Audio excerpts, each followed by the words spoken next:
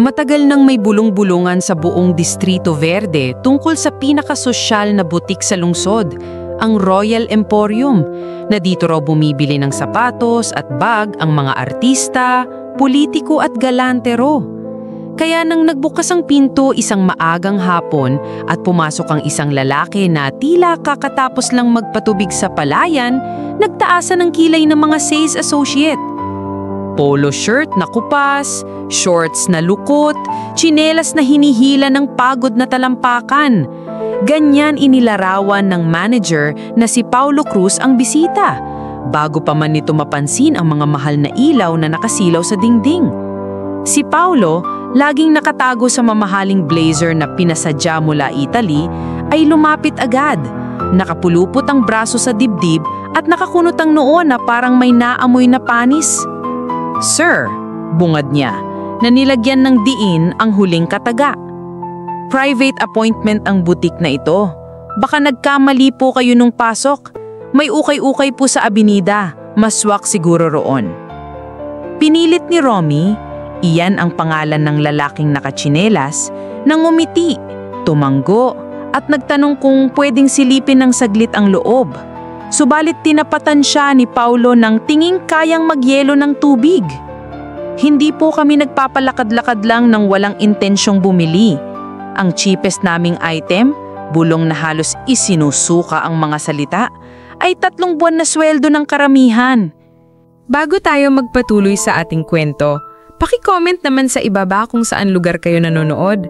At kung baguhan ka pa lang sa channel ko, huwag kalimutang i-like, i-hit ang subscribe button at pindutin ang notification bell para updated kayo sa mga inspiring stories ko araw-araw. Sige, tuloy natin ang kwento. Sa likod ni Paulo, napatakip ang bibig ng isa pang empleyadong babae, si Lara, na naihiya sa lantarang pambabastos, ngulit natatakot ding sumabad. Hindi kumibo si Romy. Minatyagan lamang ang pader na parisukat ang butas, pinuno ng maingat na ilaw na nakatuon sa mga handbag. Napansin ni Paulo iyon at lalo pang inangat ang baba, sabay pikit ng ilong na wari umiiwas sa alikabok. "Kung gusto niyong tumingin, sir," pahabol ni Paulo habang nakatabingi ang labi, "kailangan ninyo munang isuot tong shoe cover." "Ay, pero tsinelas nga pala kayo, so never mind." Talikuran niya si Romy. Tinawagan sa headphone ang guard na si Bruno, at sa maiksing segundo'y dumating ang gwardya na singlapad ng pintuan. "Pakihatid niyo nga po si Kuya?" utos ni Paulo sabay taas kilay kay Romy.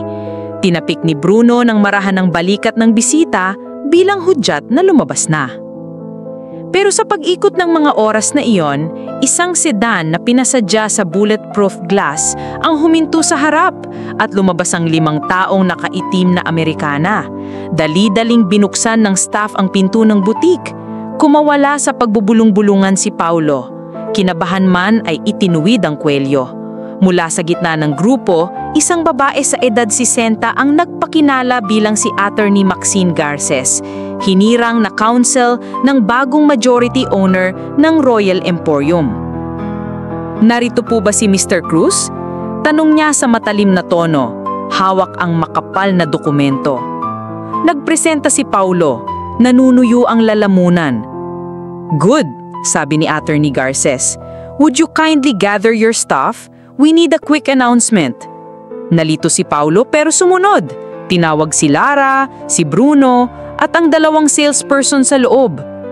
Mulit bago pa man sila makalinya, pumasok muli sa pinto si Romy, kasunod si Bruno na tila wala sa sariling nakabuntot na ngayon, hindi na nanunulak palabas.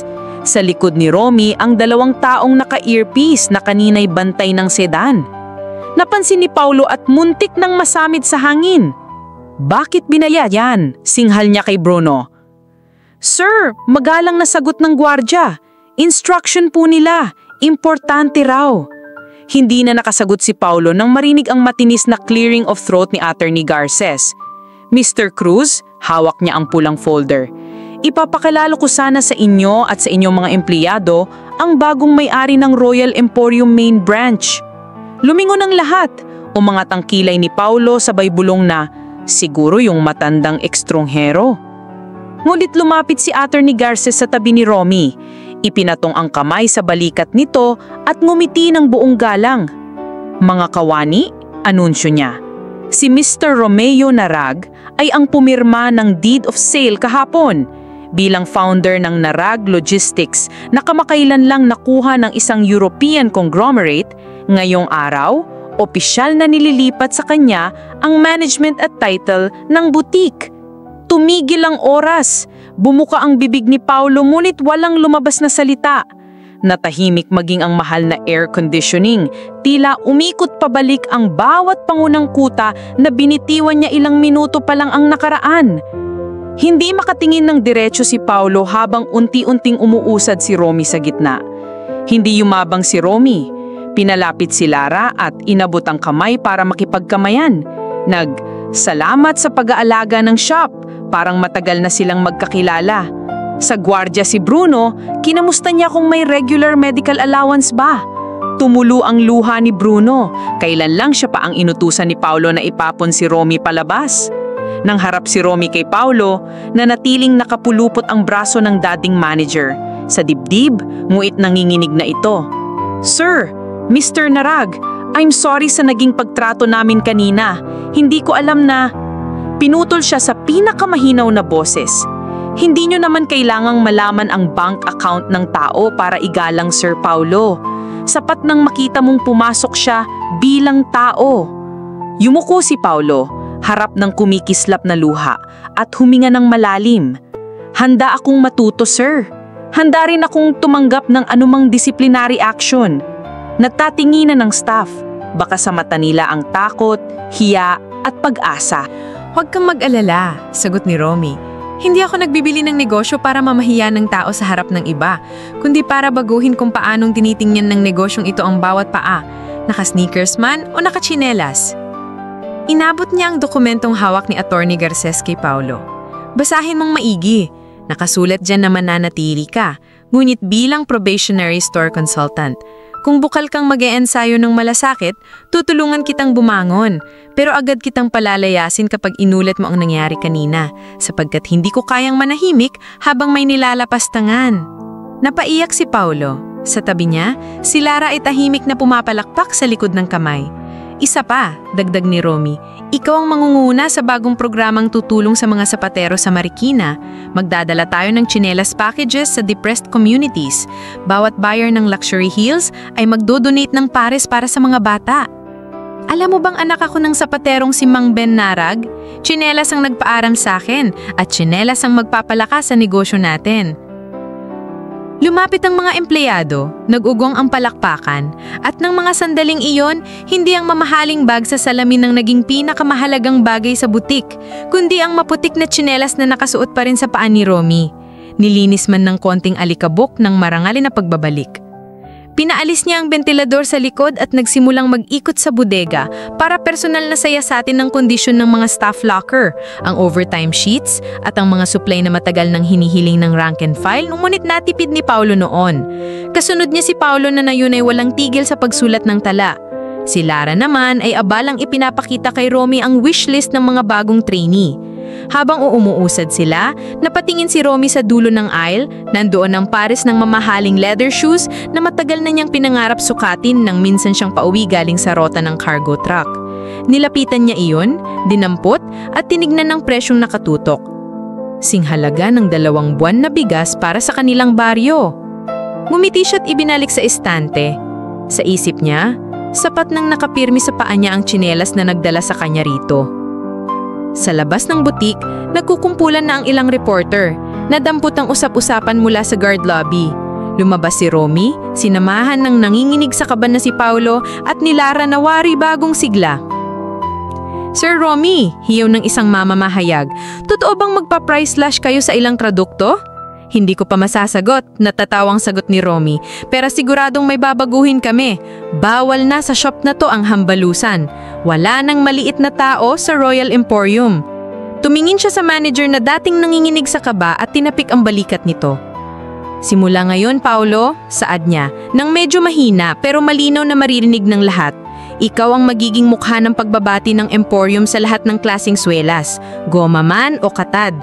Tayo ang butik na pwedeng pasukin ng magsasaka, estudyante o senador at pare-pareho silang makakapasok ng taas noo. Nagsimula ang flash, humagis ang tanong, ngunit sumiksik sa isip ng bawat nakasaksi ang litrato ng dalawang lalaki sa gitna ng mapagpingang gandang showroom.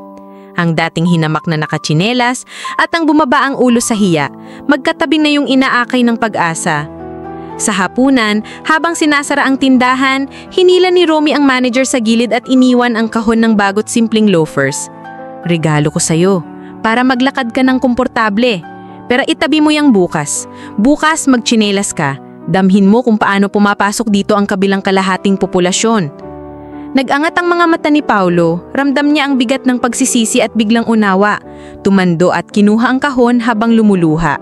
Sa loob-loob niya, namulatan siya na ang tunay na kalidad ng tindahan ay hindi nasusukat sa presyong nakadikit sa sapatos, kundi gaano kababa ang pagyuko ng mga empleyado para alalayan ng sino mang pumasok, sapagkat maaari pa lang ang tsinelas na maalikabok ang magmamay-ari ng buong establishmento kinabukasan. At doon, sa harap ng makinang na estante, naukit sa alaala ng lahat ang aral. Sa mundong masyadong abala sa kinang ng katad, ang gumaganti ay ang pares ng payak na tsinelas na may tapang, malasakit at dumurugtong sa lupa at sa langit ng tagumpay. At dito nagtatapos ang ating kwento. Nagustuhan niyo ba ang ating kwento? Anong aral ang inyong napulot? Huwag niyong kalimutang mag-like at mag-subscribe sa channel ko dahil ang suporta niyo ay ang inspirasyon ko. Kita-kits bukas ng umaga para sa bago nating kwento.